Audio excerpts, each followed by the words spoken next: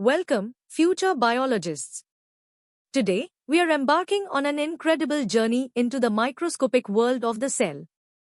Our focus: a fascinating organelle called the Golgi apparatus. This cell, the unit of life, chapter is fundamental, and understanding the Golgi is key to grasping how cells truly function. We'll explore it through 4 levels: easy, medium, hard, and hardest, making sure you master every aspect of this cellular powerhouse. Let's dive in. Ready for the basics? Let's uncover the Golgi apparatus, your cell's very own postal service.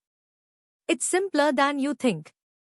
So, what exactly is the Golgi apparatus? Imagine a stack of flattened, membrane-bound sacs, almost like a pile of deflated balloons. That's essentially what it looks like inside your cells. We call these sacs cisternae. These cisternae are where all the action happens. Where is it located? Well, it's usually found quite close to another important organelle, the endoplasmic reticulum, or ER, because they work very closely together. Think of them as partners in crime, or rather, partners in cell function. Now for its main job, what does the Golgi apparatus actually do? It receives materials, mostly proteins and lipids, that have been made by the air. Then, it modifies these materials, sorts them out, and finally packages them into tiny little sacs called vesicles. These vesicles are like small delivery trucks, ready to transport their cargo to different parts of the cell or even outside the cell for secretion. You can think of the air as a factory making products, and the Golgi apparatus as the packaging and shipping department. It labels each product and sends it to the correct destination, ensuring everything goes where it's supposed to. Time to test your understanding of the Golgi apparatus at the easy level. Think carefully about what we've just discussed. Here are 3 quick questions for you to answer. What is the common nickname for the Golgi apparatus? What are the flattened sacs that make up the Golgi called? And finally, what is the main function of the Golgi apparatus? Alright, let's level up. Now that you know the basics, we are going to dive a bit deeper into the structure and more detailed functions of the Golgi apparatus. The Golgi apparatus was first discovered by an Italian physician and scientist, Camillo Golgi, way back in 1898. He observed it using a special staining technique, and it was named after him. Structurally, it's more complex than just a simple stack. It typically consists of 4 to 8, or sometimes even more, flattened membrane-bound sacs, or cisternae, arranged in a very specific stack. This stack has a distinct polarity, meaning it has a front and a back. We call these the CIS face and the trans face, with a medial region in between. This polarity is crucial for its function.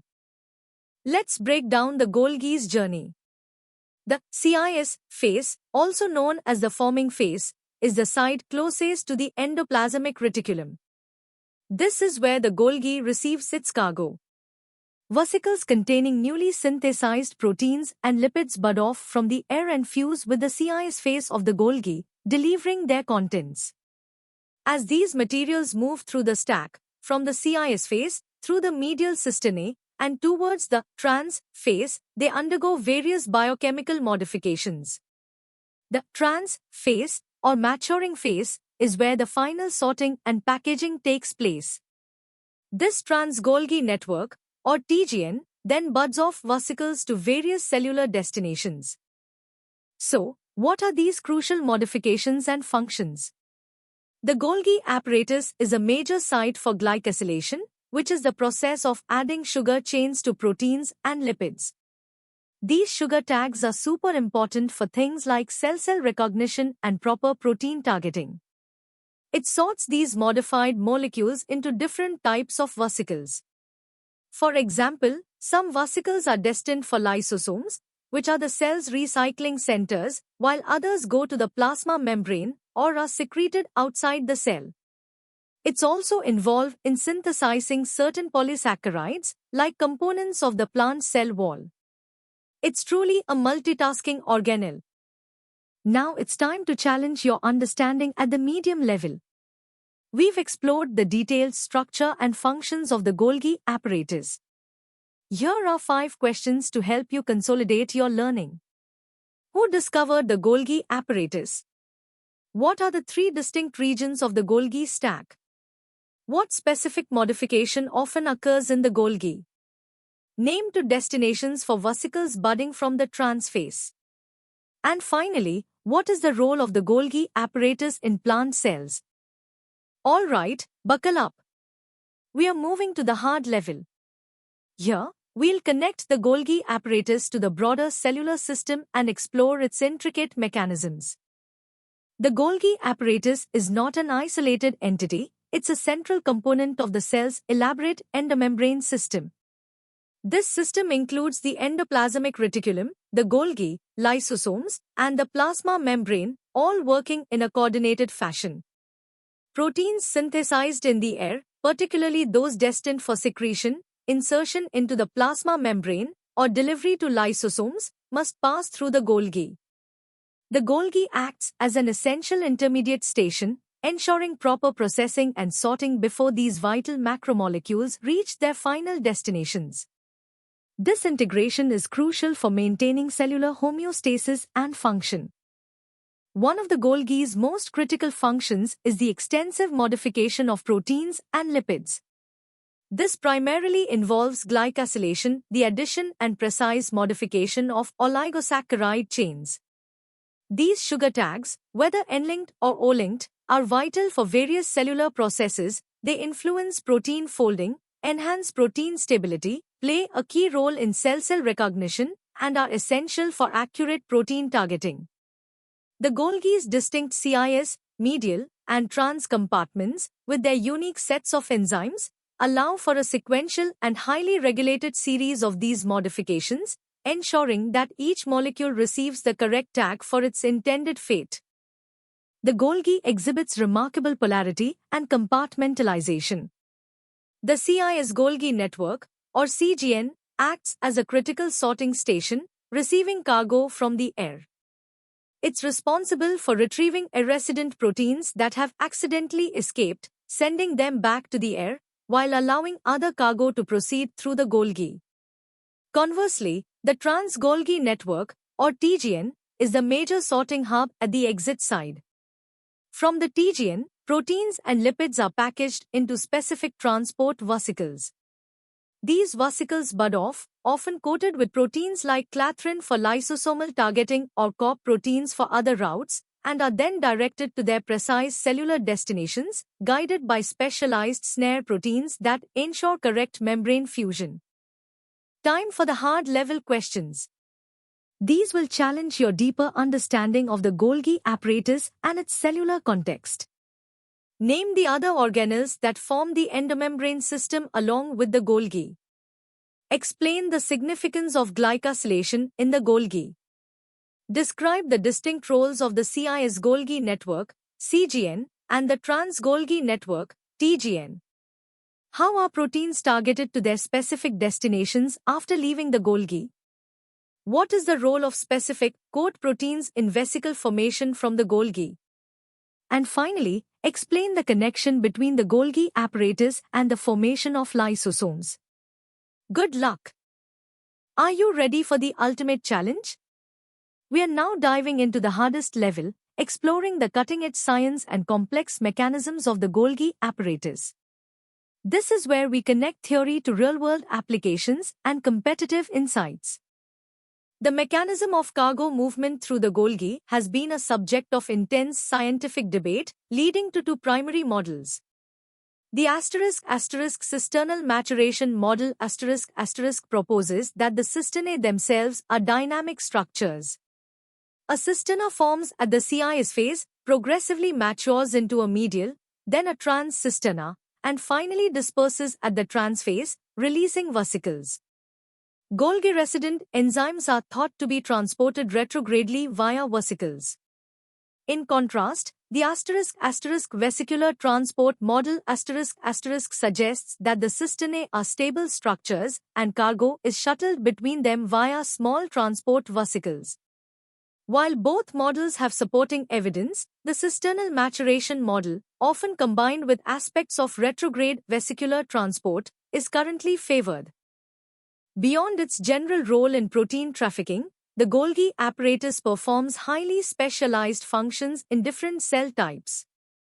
In plant cells, it's the principal site for synthesizing complex polysaccharides like hemicellulose and pectin, which are crucial components of the cell wall.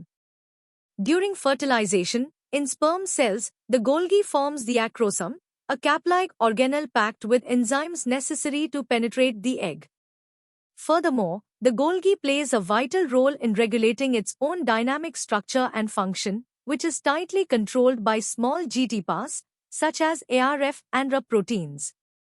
These molecular switches govern vesicle budding, movement, and fusion events, while the cytoskeleton, particularly microtubules, provides tracks for vesicle transport and helps maintain the Golgi's overall organization. Dysfunctions of the Golgi apparatus can have profound clinical implications. A significant group of genetic disorders, known as congenital disorders of glycosylation, or CDG, arise from defects in the intricate glycosylation pathways within the ER and Golgi.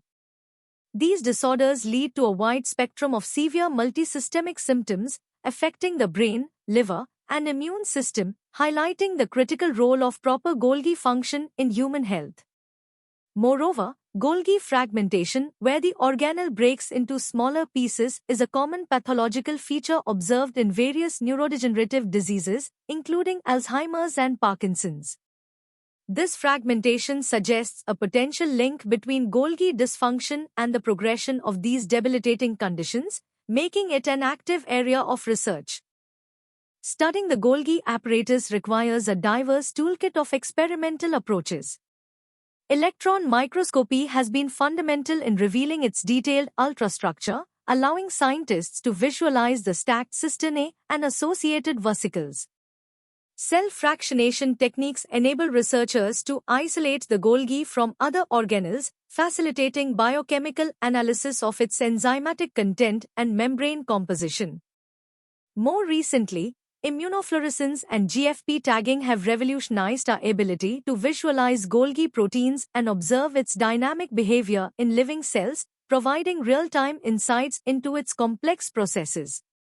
These advanced techniques continue to unravel the mysteries of the Golgi, deepening our understanding of this essential cellular organelle and its impact on overall cell biology and disease.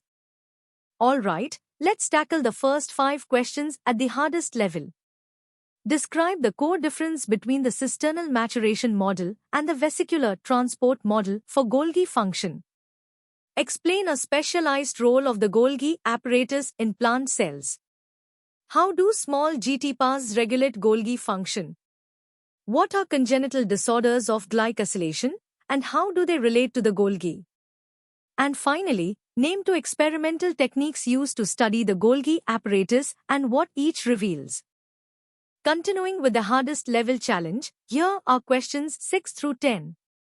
Discuss the significance of Golgi fragmentation in neurodegenerative diseases. Elaborate on the role of the Golgi in the formation of the acrosome in sperm cells. How does the Golgi interact with the cytoskeleton? Explain the concept of retrograde vesicular transport in the context of the Golgi. And finally, during mitosis, what happens to the Golgi apparatus and why is this process important for daughter cells? And that brings us to the end of our in-depth exploration of the Golgi apparatus. We've journeyed from the basics to the most complex aspects, covering everything from its structure and function to its critical role in health and disease. Remember, mastering these concepts is key to excelling in biology. For more such comprehensive educational content, do visit synapse.omaps.in. And don't forget to subscribe to our channel for regular updates and more fascinating lessons.